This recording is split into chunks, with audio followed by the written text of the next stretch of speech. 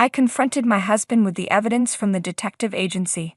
His face was a mask of resolve as he said, "Roy and I have been having an affair. I'm in love with her, and I've decided to be with her. You need to leave." "Is this really what you want?" I asked, struggling to keep my voice steady. "It doesn't matter what happens next," he replied, his tone unyielding. I took a deep breath and thought about my own life. My name is Amy. I'm 37 years old and work in an office. I live with my husband Ted and our 5-year-old daughter Katie. We're close and support each other through our shortcomings. For now, we're happy as a family. Ted is a fantastic cook and always prepares dinner for us. Since I often work late and put in a lot of overtime, I truly appreciate that Ted handles the housework. One day, my husband sustained an unexpected ligament injury. He decided to play basketball with friends for the first time in ages, pushing himself to make a shot despite not having exercised regularly since starting his job. Although he's 5 years younger than me at 32, his lack of fitness showed. It made no sense for him to act so recklessly, especially with a job and a child to consider. When we were dating, his impulsiveness seemed exciting and new, but now it feels like a major flaw. The injury has landed him in the hospital, requiring him to take time off work. That means I'll have to handle the housework and look after our child alone. Adding to the frustration, the injury occurred at a multi-sport facility, not even a proper basketball court. The company could be outraged if they found out, and he might even face termination. I felt a surge of anger and disillusionment. His irresponsible behavior as an adult has become a serious burden. The doctor said he'll need to stay in the hospital for about 2 weeks. I brought him a change of clothes, a phone charger, and other essentials. "Thanks for bringing these, Amy," he said, his voice unusually upbeat. I couldn't hide my frustration. "Why are you so cheerful? Normally you'd be more upset." "Well, what can I do? It was an accident. Plus I'll use my paid vacation days, so it'll be fine." "Fine. If it weren't for your injury, you could have saved those vacation days for something important like our daughter's kindergarten event or a family trip. That's what they're meant for. Now your coworkers and bosses will have to pick up the slack because you can't come to work. As for our daughter, I'm grateful my mom could step in and help with her. Without her, I wouldn't be able to manage my overtime, and it would create more problems at work. You need to realize the impact of your actions on everyone around you." I must have been really angry because my complaints just spilled out. My husband looked regretful and said, "I'm sorry." "Maybe I overreacted a bit," I admitted, trying to calm down. I told him get better soon, and left the hospital room. Whether my husband was there or not, my work was still incredibly busy. I planned to ask my mother to continue taking care of our daughter for a bit longer.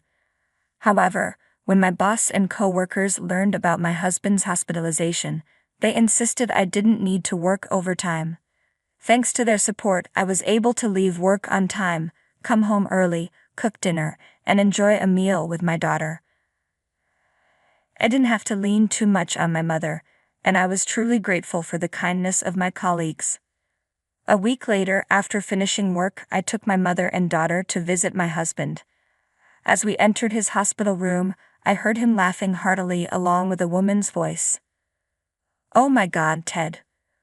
Who's that?" I wondered if the woman was one of his colleagues or perhaps a junior from work. When we entered the hospital room, we found a young, slim, and quite attractive nurse there. "Oh, it's your wife and your lovely daughter," she said, giving us a polite bow before leaving the room. "While I'm juggling everything, you're here chatting with a beautiful nurse so casually," I said, my frustration evident. My husband, noticing my icy demeanor, appeared visibly uneasy. "Thanks for coming," he said, attempting to ease the tension. Fortunately, my daughter's presence softened the moment. "Hi, Dad," she said, hugging him tightly and beaming with joy at seeing him for the first time in a week. "Katie, I missed you so much. Is your leg feeling better?" "Now that you're here, Katie, everything will be okay, so you'll be coming home soon." "Yes, I will." "Yay! Seeing my daughter so happy lifted my spirits as well.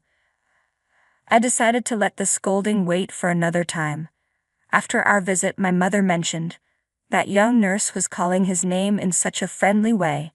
Yeah, she was, I agreed. Her tone did sound quite intimate.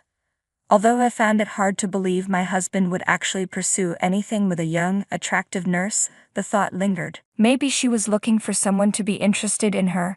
They say nurses don't meet many men, so she could be quite forward. Finally, after 2 weeks in the hospital, my husband was discharged. On the day of his release, I visited his room and found him chatting cheerfully with that attractive nurse once again. On the drive home, he seemed unusually bored. I would have expected him to be more enthusiastic about leaving the hospital. This struck me as odd, so I decided to hire a detective agency to investigate. The results came swiftly.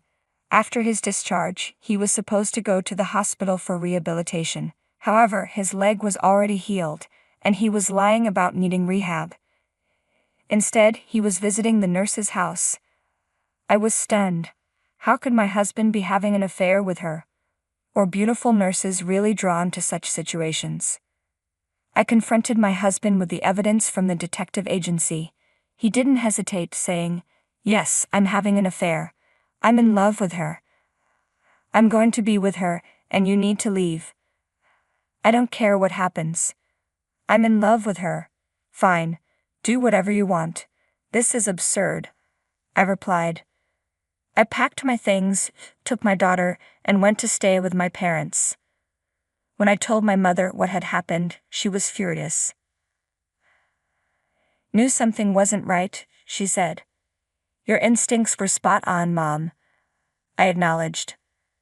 After that, I finalized the divorce with the help of a lawyer, securing alimony and my share of the property. We had some disagreements over the division of assets, but I managed to get what I was entitled to and received the funds I deserved. With that, I felt completely free from my past and ready to start anew with my daughter. But as I began my new life, I started receiving numerous calls from an unknown number. Initially, I ignored them, but their persistence eventually got the better of me. "Hello." Finally, you answer. "Who is this?" I demanded. "Well, who are you?" "I'm Anna, Ted's new wife." "Oh, the woman he cheated with. So what do you want?" "You demanded an excessive amount in alimony and property division from my husband. I had a lawyer determine a fair amount." "Then why does he need to sell the house to pay it?" "That's because his salary isn't high enough." "How can his salary be low if he works for a foreign invested company?" "What are you talking about?" "I'm the one working for a foreign invested company, not him." "What do you mean?" "I'm sure my husband lied to you to make himself look better. I often complained to him about my job and the issues I faced, so he probably used that information to mislead you. The truth is, he's just a regular employee at a small company with a salary that's about half of mine." "That's a scam." "He claimed he worked for a foreign invested company and that he owned the house outright. But the house is actually in both our names and I made the down payment, so if he wants to stay in the house after the divorce, he'll need to pay me half of its appraised value." "Oh no. He's not handsome, doesn't have money, and there's nothing appealing about him." "Well, I suppose he wasn't attractive enough for an affair. He was a good dad though." "Care how good he is with kids. He cheated on me." "I'm sorry to hear that, but you'd better make sure you pay your alimony. If you don't, I'll come after you." Soon after, I received a call from my ex-husband. He was upset because his affair partner had left him just before their wedding. It turned out she had dumped him. But he was the one who lied and tried to impress a beautiful nurse, so he brought this on himself. I told him that if he wanted to address his problems, he should start by earning as much as I do. Then I ended the call. Since then, I only see my ex-husband when my daughter wants to visit him. Each time he sees me, he complains about his situation. I've heard that his injury from playing basketball has caused significant issues at work. His boss is furious, and it seems he'll never get promoted. Honestly, he brought this on himself. Meanwhile, I'm back home, working diligently while my parents help me raise my daughter. Their support allows me to save for her education and take weekend trips with my family. Although I was concerned that the divorce might affect my daughter negatively, she continues to smile just as sweetly as ever. I'm committed to working hard to keep her happy. Thank you for watching.